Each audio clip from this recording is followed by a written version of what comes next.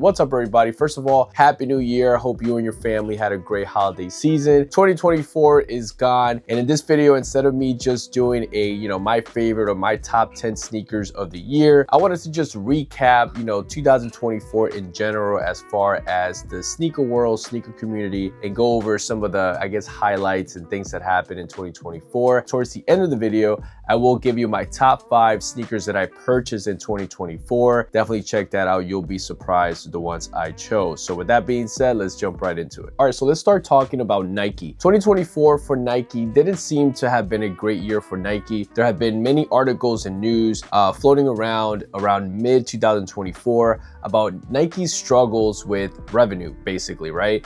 There was some information about Nike having about a 20 to 30% drop in sales, or their stock was down 20%. But overall, they were kind of struggling in 2024 as far as Nike standards, right? And there's a lot of different areas that we can point to as far as what's been said about what could be the cause of Nike's struggle. So I wanted to go over some of those things, see what you guys think about. If you guys agree with me that those are areas where Nike, did mess up and probably would cause some of the, drops in sales in 2024. So I think that one of the main ones that's been reported as far as what Nike has been dealing with is going back to the pandemic era. And basically during that time, Nike decided that they were going to go, all in with the direct to consumer concept and basically selling most of their inventory through the sneakers app and, Nike app, and, removing some of that inventory from, the local boutiques and like your Foot Locker and Finish Line, etc. Obviously during that time, the pandemic, there were the lockdowns, so people were not going to stores, they weren't going to the malls, they were basically buying everything online, and that was great at the time. And obviously the whole hype of sneakers at that time was insane. I mean, you couldn't even buy a regular, Nike Dunk GR, and now you can easily find them. They're sitting everywhere. You can buy them on sale. During that time, 2020, 2021, Nike Dunks, retro ones, a lot of Jordans, etc., were really hard to get at that time through the sneakers app. And there were a lot of frustrations. I mean, that's just a separate, topic that we can get into, but that created a problem because once things started to open up, Nike, because they made that switch, they were struggling to get back on track, selling through, stores, in person, at the malls, whatever. So that led to issues. And I think also during that time, there was a lot of frustrations from consumers, and there's still frustrations from consumers from, their experiences from buying or trying to buy sneakers from Nike through the sneakers app. There's still a lot of L's that people get, including myself. Obviously with hype sneakers is always hard, but just in general, it still becomes very difficult for consumers even today to buy through the sneakers app. So I think over the last few years, there's also been a shift of consumers saying, you know what, I'm done with Nike, I'm done with Jordan, I'm gonna go and, expand my horizon as far as other brands. And they've tapped into New Balance, Asics, etc. And they kind of haven't looked back since. So that's an element there. I think another element is that, as you get older, you start liking other shoes, other brands, something that's more comfortable, something that still looks good on feet. And obviously you've had all these other brands like New Balance, Asics, etc. that have had great years. And as far as their trending sneakers have blown up, and people have gravitated to those brands as well. So it's kind of like, a combination of those things. And there's probably many, many other things involved with that, but that's just kind of my quick summary of that situation. I think another issue that Nike has been dealing with in the last couple of years is that the resale market has dropped, right? So there's not that incentive of people that, are not necessarily, resellers, but just a regular Joe that decides to buy, 3 pairs of military blues with the intention of, flipping them real quick on StockX or Go and making a couple of $100 and, cashing in on that. So the resale market has dipped. It's not what it used to be a few years ago. And that has also led people not spending, $400, $600 on 3 pairs of Jordans with the intention of reselling. People have, stepped back. Maybe they'll buy their own pair, but that's it, right? So that's also caused a snowball effect as far as Nike sells, in my opinion. Another overall issue that Nike has been dealing with is that I think a lot of people feel tired of the same old sneakers releasing, same old Jordans, same old Dunks, working with the same collaborators like Ama Manier, Travis Scott, Union LA, etc. Where I think a lot of people are tired of that. They want something fresh from Nike, working with a new collaborator, somebody who brings something fresh to the table, and also working on a different shoe. Nike has been, rinse and repeat with the same models. I think people in general, at least the hype beast folks, you know, the regular folks out there probably don't care, but the hype beast folks definitely want something fresh, something new. And I think Nike needs to work on that. And based on what we're seeing already for 2025, yes, they're going to go all in with a lot of retros, a lot of classic Jordans that are going to be re-released this year, which is great. Like the Retro 4 White Cement, that's a sneaker that I've never bought, but still it's, you know, kind of like the same thing, same models, you know, Retro 1, Retro 3s, Retro 4s, right? So it's almost like the same old strategy over again, except that they're bringing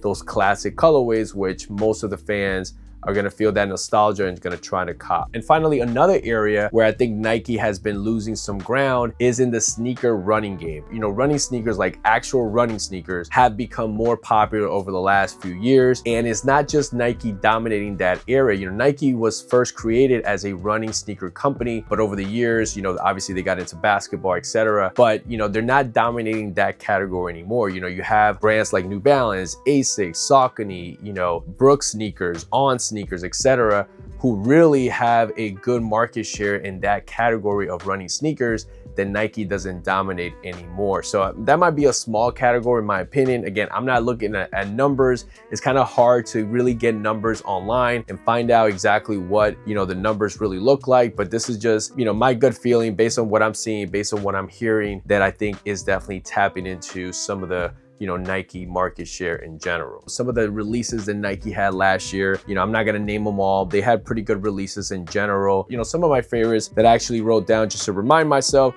of course, are the Retro 3 Black Cements, the Nike Saunders, and that includes the general releases, and also probably arguably the sneaker of the year, the Nike Saunders in collaboration with Kids of Immigrants. I think that collaboration was amazing, and the meaning behind that collaboration is great. Also the Retro 4 Bread Reimagined, and also the Retro 4 Military Blues, and finally the Wu-Tang Dunks. All right, so let's talk about Adidas. Adidas is very interesting because obviously their relationship with Yeezy and Kanye ended back in 2023. In 2024, basically dropped the remaining stock that they had. It even went on sale and they dumped all that inventory. However, you would think that, you know, Adidas is still in that, you know, rebuilding stage, but according to some numbers, in 2024, Adidas had another great year, and that's primarily because some of their retro sneakers, lifestyle sneakers, like the Adidas Samba, Adidas Gazelle, even Adidas Gazelle Indoor, the Adidas Campus, the Adidas Special. So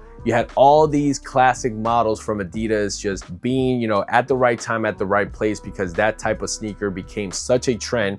And it was kind of towards the end of 2023, but it still carried over in 2024. Obviously, other sneakers that Adidas sells as well, especially in the basketball department with the Anthony Edwards ones and all those colorways that released such a great sneaker. Some of the highlights that they dropped last year were, of course, the collaboration with Bad Bunny, the collaboration with Wales Bonner, and general GRs like the Sambas, etc., and of course the Anthony Edwards sneaker. So overall, based on what you see out there, what you hear out there, it seems like Adidas had a good year. So it'd be interesting to see what they come up with in 2025. All right, next up is New Balance, my favorite brand here on the list. Again, I don't have numbers. You know, it's hard to get the actual numbers. Maybe it's too early to get the 2024 numbers, but in general, in my opinion, I think New Balance had another great year. Obviously, from, you know, general releases to collaborations. You know, the main thing that I love about New Balance and how they've been able to create this strategy is that, of course, they have Teddy Santis running the Made in USA line, right? Then they have the Made in UK sneakers. Then they have, you know, the collaborations, right? And then they have just general releases, and then they have the performance sneakers, etc., right? I love how you can kind of, you know, see it broken down like that. At least that's the way I see it. And when you see what Teddy Santis has done with New Balance, as a New Balance fan, you know, you look forward to that new season that's coming up. I believe season 7 is this year. I think that Teddy Santis just does a great job giving us really great colorways, and the quality on those GR releases is pretty much the same that you're gonna find in a collaboration. And that's not something new. New Balance has been doing that already before Teddy Santis was running the Made in USA department. But that's what's great about New Balance. Like, whether it's a GR or a collaboration, you're still getting sneakers with premium materials in general, and you really don't see a big difference between a collaboration and a GR. And in some cases, the GRs look better than the collaborations. So you have that versatility that you don't have to go full hype beast mode in order to get a dope sneaker from New Balance. You can just go with your GR line, your Teddy Santis sneakers, and you'll be just fine with that. And that's what I love from New Balance in general. Now, getting into the collaborations, another area where I think New Balance has been killing it is because they have so many players, so many great collaborators that drop really dope releases. And they're not just stuck on one particular model. They're able to filter certain models throughout the year. Like for example, in 2024, the 1906 model was kind of like the highlight as far as collaborations. Salehi Bembry worked on that, Kith worked on that, Action Brunson worked on that, etc. Now in 2025, probably New Balance is going to bench that model for a little bit and then break out another, kind of GR sneaker or non-made in USA sneaker in order to work on collaboration. Maybe this year it'll be the 740, since late in 2024, the 740 started to emerge. There was that concept collaboration, etc. Early in 2025, we already know there's another concept collaboration on the 740. Maybe that's the, regular kind of sneaker that New Balance pushes for more collaboration, but you're still gonna get collaboration on Made in USA sneakers, on Made in UK sneakers. So that's what's good about New Balance. They're just pumping out different sneakers, working with different collaborators, so it still feels fresh. Of course, you're still working with Teddy Santis and Emily Andor. You're still working with Jown. You're still working with Kith and Ronnie Fai, and obviously Action Brunson, who has been that new fresh blood into New Balance in the last year or so. That it feels new, it feels refreshing. That's something that Adidas and that's something that Nike really don't have right now. So that's really cool from New Balance. I'm really looking forward to see what's gonna happen there. Of course, you have your general releases like your 1906s, your 9060s, your 730s, for example. Last year, New Balance decided to disrupt the sneaker game a little bit by releasing a 1906 loafer. I have the black pair, which is great. And that's something that we're gonna be able to see more in 2025, more colorways. So that was cool. No other major sneaker brand was doing, releasing a sneaker loafer style, and they did it, and they did it great, and it built a lot of hype. Pretty much those two colorways that dropped last year, or there's been 3 colorways that dropped last year, pretty much sold out immediately. So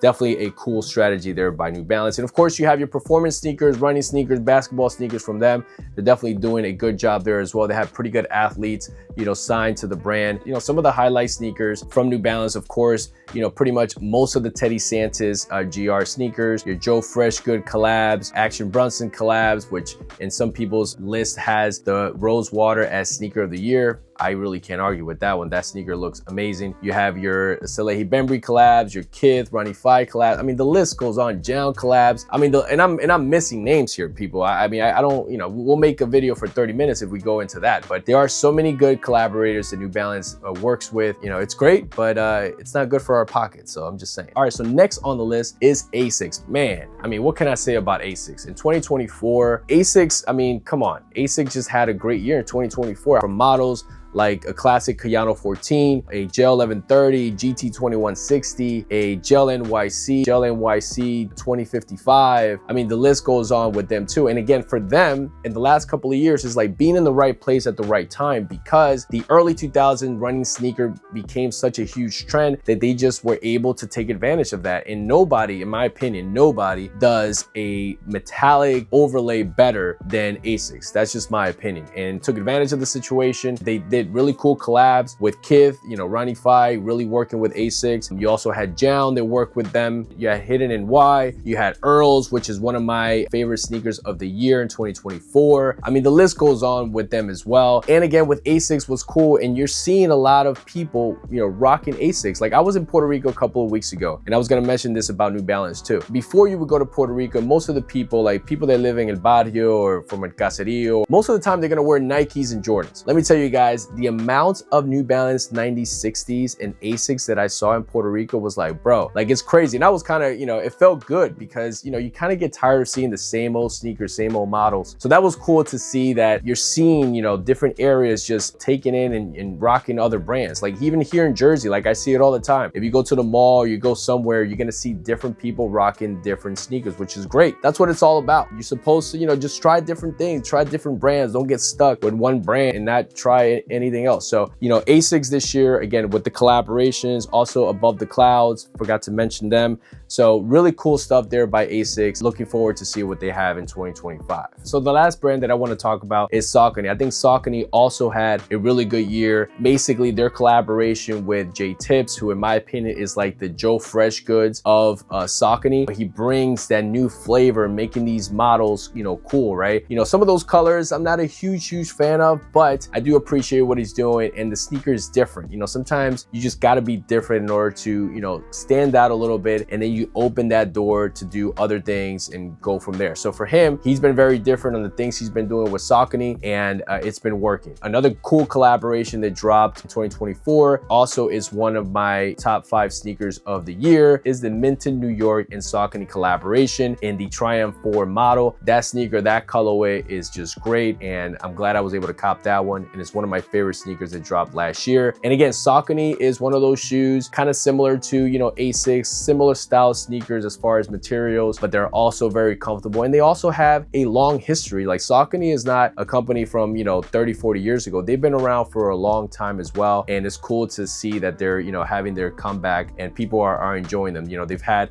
a lot of great GRs that dropped last year. Some of the popular models, again, they fit that early 2000 running sneakers, are the Pro Grid Triumph 4 and then the Pro Grid Omni 9s. Really nice models, really cool stuff there. So again, excited to see what Saucony has for 2025. All right, so let's get into my top 5 sneakers. At number 5, we have the New Balance 990 V4 Arctic Gray. I really like this colorway. I loved it from the moment I saw it. Glad I have this colorway, super clean. I love the different materials on the suede that you'll see on the upper part of the shoe. Very clean. Unfortunately, as much as I love this colorway, I haven't worn it a whole lot, so that's on me. But this sneaker right here, I definitely got to break it out a lot more because in my opinion, it's just really nice. Next one up is the New Balance 991 V2 in the Vintage Sports colorway. This is such a clean sneaker, guys. I mean, this upper is like a light gray with the cream midsole, and then you have the gum bottom, the red and blue on the upper here as well. Super clean shoe, and I know for a lot of you folks, you had the other 991 V2 as your, you know, favorite GR New Balance to drop last year. I really can't argue with that on that one, because that colorway is super nice. But there's something about this one, maybe because it's just a little bit, you know, more subtle as far as the color, and I feel like this one might be a little bit more wearable. But getting these in hands, I'm glad I kept these because I bought them kind of like just to see, and when I got them in hand, I was like, nah, I gotta keep these. So these are very nice. Number 3 is a Saucony Pro Grid Triumph 4 in collaboration with Minted New York. This is also a really dope colorway, guys. This sneaker here is so good, super comfortable here as well. I'm really becoming a huge fan of Minted New York. I know their, you know, core fans are more for like running and things like that, but I follow them closely, paying attention to what they're doing, and I'm really looking forward to their next collaboration with Saucony or whoever else they work with. I really like what those guys are doing over there. At number 2 is the Asics GT2160 in collaboration with Earls. This is such a clean sneaker, clean colorway. You typically find a GT2160 with synthetic materials on the upper. Here they, you know, they stepped it up. You know, again, I don't know how premium or how real this suede is, but it looks nice, feels nice. But overall, different materials that they use on the upper, on the mesh, you know, the laces, this colorway, super clean. This shoe almost became my favorite sneaker of 2024 as far as sneakers that I purchased. You know, another brand that I discovered through social media, you know, Earl's collection, they're doing a great job over there, and mad props to them. And finally, my number 1 sneaker that I purchased last year, and yeah, super cliche, it's like an easy option here, but like I said before, this is the first time that I buy a pair of Retro 3 Black Cements. I didn't get a chance to buy it before, obviously, and when I got these, I just felt like that little kid waking up on a Saturday morning and buying that pair of Jordans that you always wanted. And this is one of those pairs, one of those colorways that I always wanted to have in the collection. And that's why this one means a little bit more than just, you know, a general or retro 3 release. But overall, I just think that, again, what it felt when getting the shoe in hand, I just had that special feeling. And sometimes when you buy a lot of sneakers, you kind of get like, you almost don't have that feeling anymore when you get that fresh pair of sneaker. But with this one, I had it. I had that nostalgia, that feeling, you know, when I was a kid and I wanted this pair and I, you know, couldn't afford it, or my parents couldn't afford it. And that's what this sneaker meant to me. So that's why, to me, it was my best sneaker or favorite sneaker that I bought in 2020. 2024. So there you have it, guys. Hopefully you enjoyed this video. If you liked the video, comment below. Let me know your opinions about what, you know, the sneaker game looked like in 2024. Like the video if you liked it. Follow me on Instagram, Threads, and TikTok at Guy and Kicks. Also, feel free to subscribe. Helps the channel grow. I would really appreciate that. Let's see if in 2025 we can, you know, grow the channel a little bit more. I will be pretty, you know, happy for that. It will definitely motivate me to continue pushing through. So yeah, so like always, guys, thank you, and catch you guys on the next one. Peace.